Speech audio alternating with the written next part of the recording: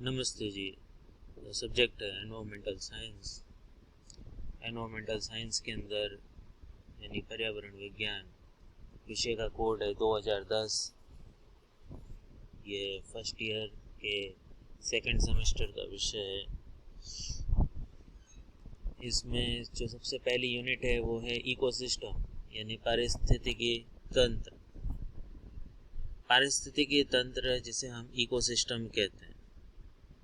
आप ये चित्र में देख पा रहे हैं कि वातावरण का एक चित्र है इकोसिस्टम का, जिसमें विभिन्न प्रकार के जीव बताए, जैसे हिरण बताया है, मछली बताई गई है, मेंढक बताया गया है, लोमड़ी बताई गई है, बाज बताया गया है, कछुए बताए गए हैं, तो ये तितली बताई गई है। तो ये सब तो हो गए जैविक घटक पारिस्थितिकी तंत्र के। और दूसरी चीज़ें जो बताई गई है इस चित्र के अंदर, जैसे जल बताया गया है, घास बताई गई है, वनस्पति बताई गई है, सूरज बताया गया है, तापमान बताया गया है, वातावरण बताया गया है, ये तो हो गया अजैविक घटक। तो ये पारिस्थितिकी तंत्र के अंदर जीव, वनस्पति, जलीय जीव, स्थलीय जीव, सूक्ष्म जीव सम्मिलित होते हैं और वह अपने वृद्धि, पोषण और जीवन के लिए परिवेश, अपने जो वातावरण और ये जो परिवेश है इनका, वहाँ से ये ऊर्जा और पोषक तत्व लेते हैं और इन्हीं पोषक तत्वों से वातावरण में होने वाले किसी भी परिवर्तन से इन जीवों का जीवन प्रभावित होता है। पारिस्थितिकी इकोलॉजी जीवनों और जीवों के परस्पर अंत संबंध तथा जीवों और उनके वातावरण के बीच में पारस्परिक संबंधों का अध्ययन है। तो इकोसिस्टम जैविक और अजैविक दो घटकों के बीच का पारस्परिक संबंध का अध्ययन है। इस शब्द का, इकोसिस्टम शब्द का सर्वप्रथम प्रयोग A.G. एंडस्ले नामक वैज्ञानिक ने 1935 में किया था। पारिस्थितिकी तंत्र परितंत्र की एक क्षेत्र विशेष में विकसित स्वयं समर्थ एक इकाई या खंड है। स्वयं समर्थ जहाँ पर हर प्रकार की क्रियाएं एक दूसरे के साथ परस्पर संबंध बना के रखती है, जैसे कि जल, ऑक्सीजन, टेम्परेचर और उसके साथ साथ में अन्य घटक जैसे तालाब, झील, रेगिस्तान, घास के मैदान, जंगल, ये सभी पारिस्थितिक तंत्र के उदाहरण हैं।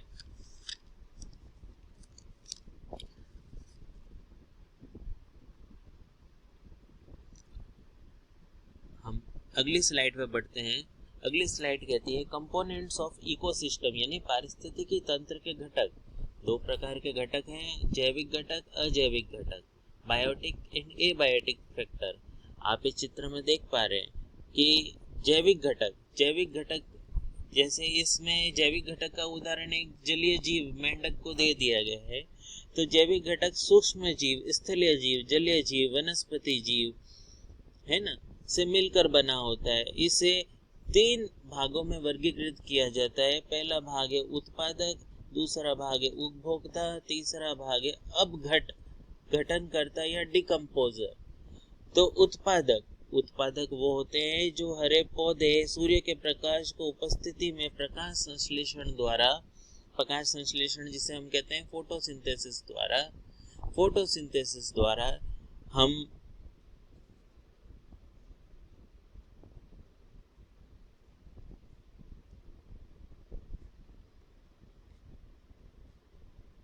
जल और कार्बन डाइऑक्साइड के द्वारा अपना भोजन स्वयं बनाते हैं। इस प्रकार के पौधे कार्बोहाइड्रेट्स का निर्माण करते हैं।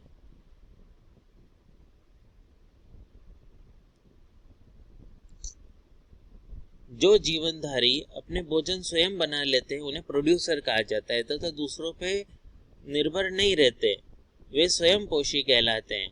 वे मिट्टी से जल, पोषक तत्व, वायु से कार्बन डाइऑक्साइड प्राप्त करते हैं, सूर्य से सूर्य की ऊर्जा प्राप्त करते हैं और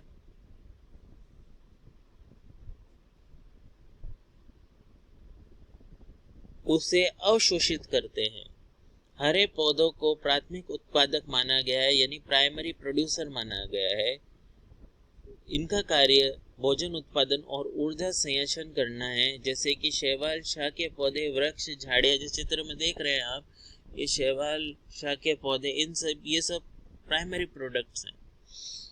दूसरे स्थिति के अंदर कंज्यूमर आते हैं। कंज्यूमर जैसे आप चित्र में देख पा रहे हैं कि ये कंगारू है ना, ये मनुष्यों के घर हैं, तो ये दूसरे हैं कंज्यूमर। इन्हें हेटेरोट्रॉप्स कहते हैं। हेटेरोट्रॉप्स ये दूसरों पर निर्भर रहते हैं। प्राथमिक उत्पादक और जीवधारियों को खाकर ये अपनी ऊर्जा प्राप्त करते हैं। इनमें परपोषी गुण पाया जाता है। तो प्राथमिक उपभोक्ता तो वो हो गए जो जानवरों का आहार उत्पादक या पेड़ पौधे होते हैं, ये शाकाहारी होते हैं, जैसे गाय, भैंस, बकरी, हिरण, खरगोश, टिड्डा, चूहा। द्वितीय उपभोक्ता में आप देखते हैं कि जो जीवधारी अपना भोजन प्रथम श्रेणी के उपभोक्ता को खाकर प्राप्त करते हैं, उन्हें द्वितीय उपभोक्ता कहा जाता है, जिसे सेकेंडरी कंज्यूमर। चित्र में आपको चिड़िया दिखाई गई है, ये किसको खाती है? टिड्डे को खाती है, इसलिए यह द्वितीय उपभोक्ता होगा। तृतीय उपभोक्ता टर्शरी कंज्यूमर वे मांसाहारी जंतु होते हैं जो द्वितीय श्रेणी के उपभोक्ता को खाकर भोजन प्राप्त करते हैं, जैसे सांप चिड़िया को खा जाता है, सांप मेंढक को खा जाता है। तो ये क्या हो गया? तृतीय उपभोक्ता हो गया। चौथा हो गया उच्च मांसाहारी, जिसे कहते हैं एपेक्स प्रेडेटर। एपेक्स प्रेडेटर वो होता है जो सभी श्रेणी के मांसाहारियों को मार के खाते हैं, जैसे शेर, चीता, उल्लू। चौथा होता है सर्वाहारी जो शाकाहारी और मांसाहारी दोनों का भक्षण करते हैं, इन्हें सर्वाहारी या सर्वभक्षी कहते हैं, जैसे भालू, चिड़िया, कुत्ता और मनुष्य। फिर हम इस चित्र के अंदर डिकम्पोजर के रूप में एक घटक देखते हैं। ये देखिए आप, ये डिकम्पोजर का घटक है। डिकम्पोजर के घटक के अंदर देखते हैं इन्हें हम जीवाणु या कवक कहते हैं, जिन्हें मृत जीवी या सेप्रोफाइट्स भी कहते हैं। ये अधिकतर बैक्टीरिया होते हैं। ये मेटाबॉलिज्म को उपापचय कहते हैं। इस उपापचय के द्वारा उन्हें कार्बनिक और अकार्बनिक यौगिक में बदल देते हैं। जैसे मृतोपजीवी कवक और जीवाणु अपघटनकर्ता मतलब डिकम्पोजर मृत पौधों और जंतुओं का अपघटन यानी डिकम्पोज करके पृथ्वी को साफ करते हैं, इसलिए इन्हें पृथ्वी के सफाई कर्मचारी भी कहे जाते हैं। इसमें कवक और जीवाणु आते हैं। तो ये तो पहला था कि, और इसी पर हमारा फूड चेन यानी खाद्य श्रृंखला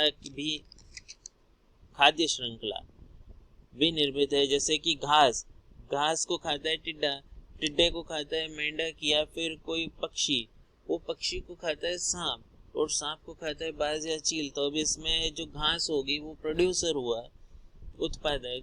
जो टिड्डा हुआ वो प्राइमरी कंज्यूमर मतलब प्राथमिक उपभोक्ता हुआ। जो चिड़िया या मेंढक हुआ वो हो गया हमारा सेकेंडरी यानी द्वितीयक उपभोक्ता, सेकेंडरी कंज्यूमर। टर्शरी कंज्यूमर हमारा हुआ सांप।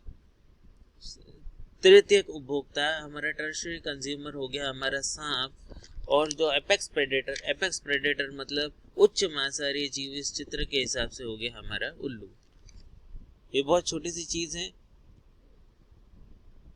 पौधे प्राथमिक उत्पादक इसलिए कहे जाते हैं क्योंकि ये सूर्य के द्वारा प्रकाश संश्लेषण से अपना भोजन व ऊर्जा बनाते हैं।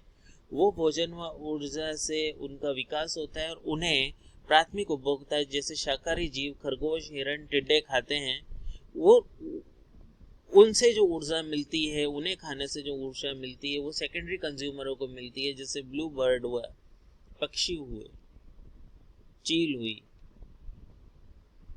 उन सेकेंडरी कंज्यूमर्स को मेंढक हुए, उन सेकेंडरी कंज्यूमर्स को टर्शरी कंज्यूमर्स खाते हैं, जिन्हें सांप कहते हैं। टर्शरी कंज्यूमर्स को फिर एपेक्स प्रेडेटर खाता है, जिसे हम उच्च मांसाहारी जीव कहते हैं। और ये एपेक्स प्रेडेटर ये इन चार प्रकार के घटकों को अपघटन करता डिकम्पोजर में जो मृत्यु के बाद उनके शरीर का अपघटन करते हैं उन्हें अपघटन करता कहते हैं, जैसे जीवाणु और कवक।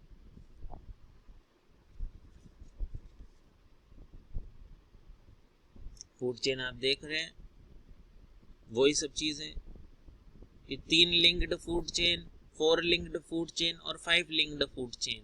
ये फूड चेन का एक खाद्य श्रृंखला का चित्र है, जिसमें सबसे पहले कॉर्न को, अनाज को चूहा खाता है, चूहे के बाद में उसे एपेक्स प्रेडेटर डायरेक्ट खा लेता है, उल्लू।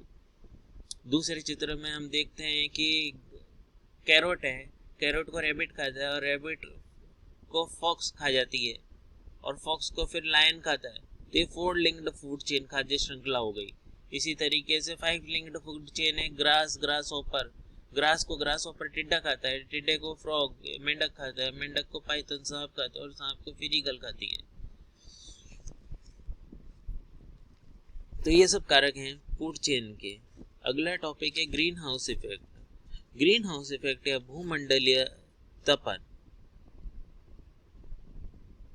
यह एक प्राकृतिक प्रक्रिया है भूमंडलीय तपन, जिसमें पृथ्वी द्वारा सूर्य से आने वाले प्रकाश की किरणों से पराबैंगनी किरणों को ओजोन परत अवशोषित कर लेती है और अधिक तरंग दैर्ध्य वाली अवरक्त विकिरणों को पुनः परावर्तित कर देती है।